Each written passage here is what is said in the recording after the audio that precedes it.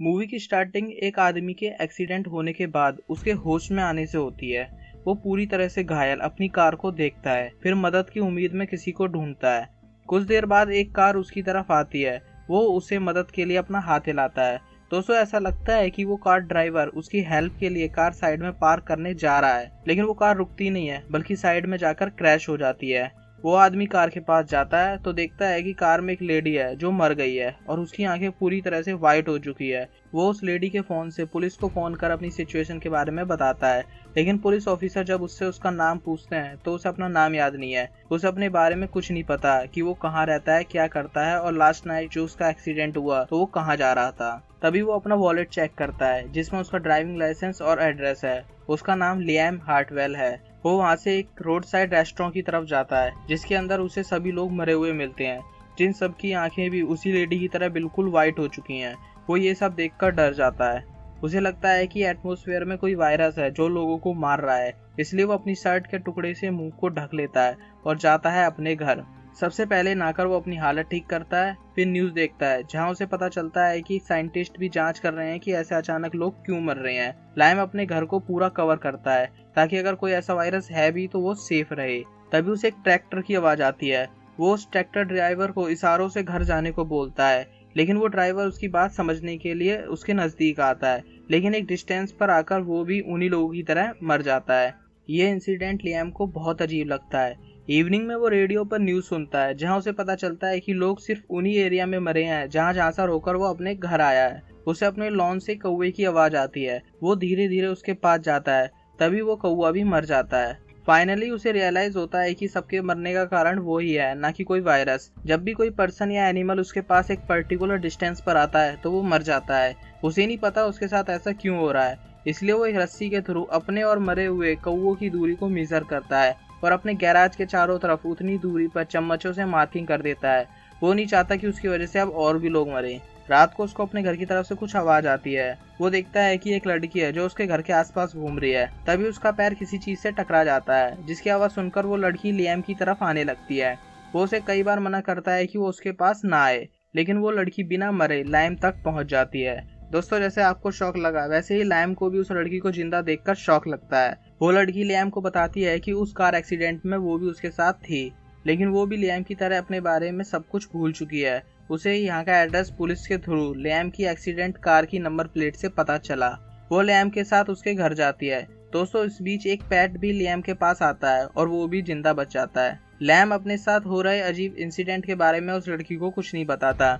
एक दूसरे से कुछ देर बातचीत के दौरान लियाम को एक छोटा सा सपना आता है कि वो उस लड़की के साथ एक ब्रिज पर है। फिर वो कार में बैठकर कहीं चले जाते हैं। उस ब्रिज का नाम स्मिथबर्ग ओकडेल है।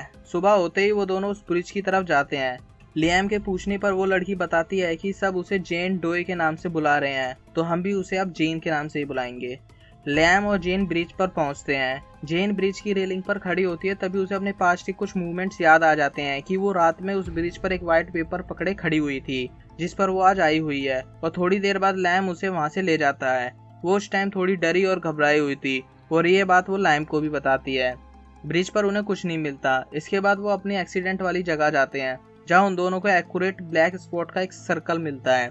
लियाम को तभी एक पॉइंट याद आता है कि एक रात जेन उस स्पॉट की दूसरी तरफ थी और वो बिल्कुल इसके अपोजिट, और तभी उन दोनों पर बहुत तेजी से बिजली गिरी थी। और अचानक वो होश में आता है और जेन को अपनी सारी सिचुएशन के बारे में बताता है कि किस तरह जब भी कोई उसके पास आ रहा है तो वो मर जाता है। जेन को लियाम की ये बात अजीब लगती है और वो उससे दूर जाने लगती है। लियाम उसे समझाने की कोशिश करता है, तभी एक पुलिस ऑफिसर वहां आ जाती है। वो अपने बेटे से बात कर रही होती है, तभी वो पहचान लेती है कि यह लियाम हार्टवेल है जिसको पुलिस एक्सीडेंट के बाद से ढूंढ रही है।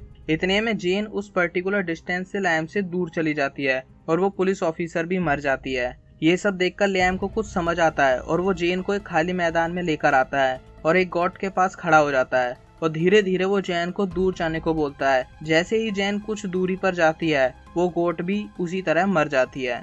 इससे जेन समझ जाती है कि लियाम के साथ क्या हो रहा है। अगर वो उसके साथ है तो कोई भी पर्सन या एनिमल नहीं मर सकता।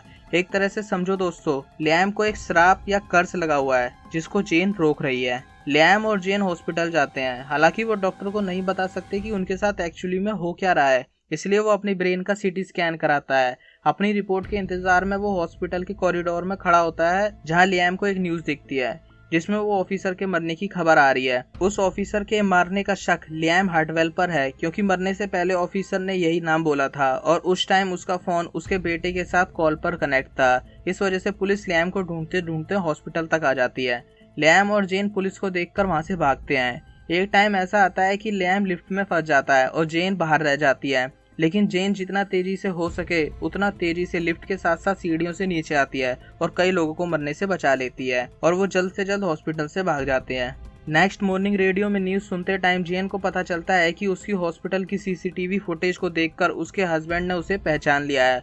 उसका नाम सैम डेयरवुड है और वो न्यूज में अपनी वाइफ रोज डेयरवुड को घर आने के लिए रिक्वेस्ट कर रहा है। हो सकता है जेन का असली नाम रोज डेयरवुड हो। वो लियाम को इस न्यूज के बारे में बताती है और सैम डेयरवुड से मिलने की सोचती है। वो दोनों उसके घर जाते हैं। सैम जेन को देखकर थोड़ा डरा और ज्यादा खुश होता है। सबसे पहले जेन सैम को अपनी सारी सिचुएशन बताने के लिए खाली मैदान में ले जाती है। पहले थ्योरी में फिर प्रैक्टिकल कर उसे सब कुछ बताया जाता है कि उनके साथ क्या क्या हो रहा है और कैसे हो रहा है, कि जाने अनजाने में लियाम लोगों को मार रहा है और जेन उससे लोगों को बचा रही है। जेन चाहती है कि सैम उन दोनों की मदद करे ताकि वो इस अनएक्सप्लेन एनोमली से बचने का कुछ सोच सकें। सैम उन्हें अपने घर लाता है और उनकी कार अपने दोस्त को देना चले जाता है ताकि पुलिस को इस जगह पर शक ना हो। तभी लियाम का एक पोस्टर दिखता है जिसमें जेन की एक फोटो प्रिंट है और नीचे मिसिंग लिखा हुआ है। उसे देखकर ऐसा लग रहा है कि जेन 1 साल से मिसिंग थी। सैम वापस आता है। जेन उससे इस पोस्टर के बारे में पूछती है। सैम जेन को बताता है कि ये तुम्हारी ट्विन सिस्टर है जो सडनली गायब हो चुकी थी, फिर तुम उसे जगह जगह जाकर ढूंढने लगी थी और उसके मिसिंग पोस्टर शहर में हर जगह लगाने लगी। 1 साल तक तुम्हें अपनी बहन का कुछ भी पता नहीं चला और तुम उम्मीद हार चुकी थी, जिस कारण तुम लड़ाई कर घर छोड़कर चली गई थी। इस बात के बाद जेन को फिर से सडनली एक फ्लैशबैक याद आता है जिसमें वो उसी ब्रिज पर है जहां लास्ट टाइम गई थी और उसके हाथ में अपनी बहन के लिली का मिसिंग पोस्टर है। वो अब सुसाइड करना चाहती है क्योंकि वो अपनी बहन को काफी टाइम से ढूंढ नहीं पाई, जिसकी वजह से वो पूरी तरह से टूट चुकी है। लेकिन ऐसा करते टाइम पीछे से उसे कोई रोक लेता है। वो लियाम है जो उसे समझाता है कि वो ऐसा ना करे और उसे अपनी कार में बिठाकर उस जगह से दूर ले जाता है। और दोस्तों, रियलिटी में उसका नाम रोज डेयरवुड ही है। जेन नाम तब तक के लिए था जब तक कि उसकी याददाश्त गायब थी। वो होश में या प्रेजेंट टाइम में आती है जहां वो अपने पति के सामने खड़ी हुई है। वो उससे कुछ खाने के लिए बोलती है और सैम उसके लिए कुछ खाने को लाता है। असल में सैम को अपनी वाइफ का किसी और के साथ इतना क्लोज होना ठीक नहीं लगता। वो ये बात रोज को बोलता भी है, लेकिन रोज को सैम से रिलेटेड कुछ भी याद नहीं, जिसकी वजह से उसे नहीं पता कि वो किसके साथ किस तरह से रहे।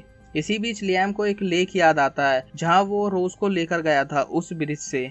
नेक्स्ट मॉर्निंग सैम शांत बैठा होता है और वो दोनों लेक के पास जाने की तैयारी कर रहे होते हैं। तभी सैम को रियलाइज होता है कि उससे गलती हो गई है। उसने गुस्से में आकर पुलिस को बता दिया है कि लियाम और उसकी वाइफ उसके घर पर हैं। वो लियाम और रोज को जल्दी से घर छोड़कर जाने को कहता है क्योंकि उसे रियलाइज हो चुका है कि अगर पुलिस ने इन दोनों को अलग करा तो कई लोग मारे जाएंगे। तभी पुलिस उसके घर आती है। सैम उन्हें समझाने बाहर जाता है, लेकिन पुलिस सैम को कार में लॉक कर देती है और लियाम और रोज को पकड़ लेती है।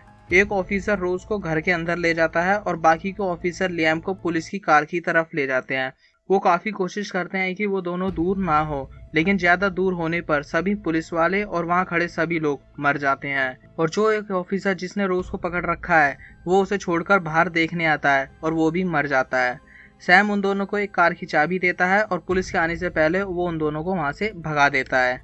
लियाम और रोज उसी लेक की तरफ जाते हैं जहाँ उनकी पूरी रात लेक के पास एक लकड़ी के बने कैबिन में कटती है, जहाँ अक्सर लियाम पहले आया करता था।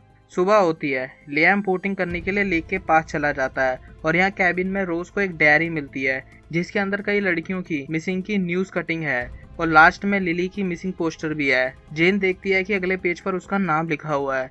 तभी लियाम को बोट पर और रोज को डायरी देखते हुए सब याद आ जाता है। असल में दोस्तों, लियाम एक सीरियल साइको किलर है जो लड़कियों को बिना किसी बात में मार देता था।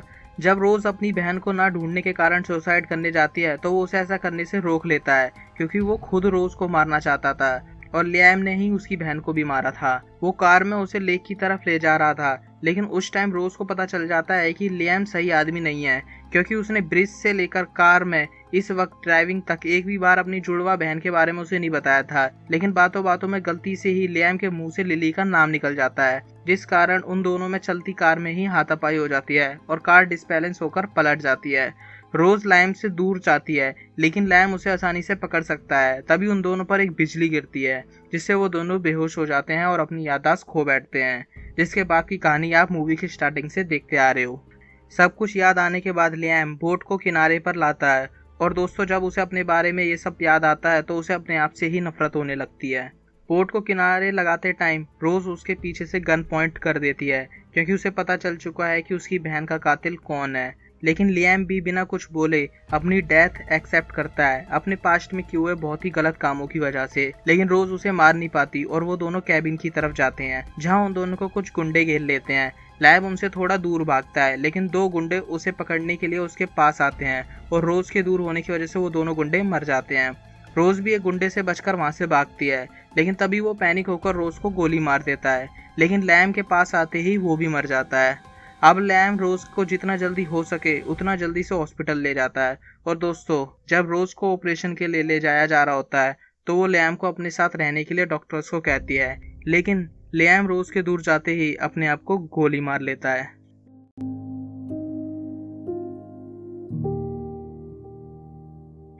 दोस्तों यही स्टोरी का एंड होता है। आई होप सो आपको ये स्टोरी पसंद आई हो, और अगर वीडियो अच्छी लगी हो तो उसको लाइक करो, शेयर करो दोस्तों के साथ, और ऐसी ही अमेजिंग वीडियो देखने के लिए चैनल को सब्सक्राइब करो। मिलेंगे जल्दी एक और नई अमेजिंग कहानी के साथ, जब तक के लिए बाय बाय।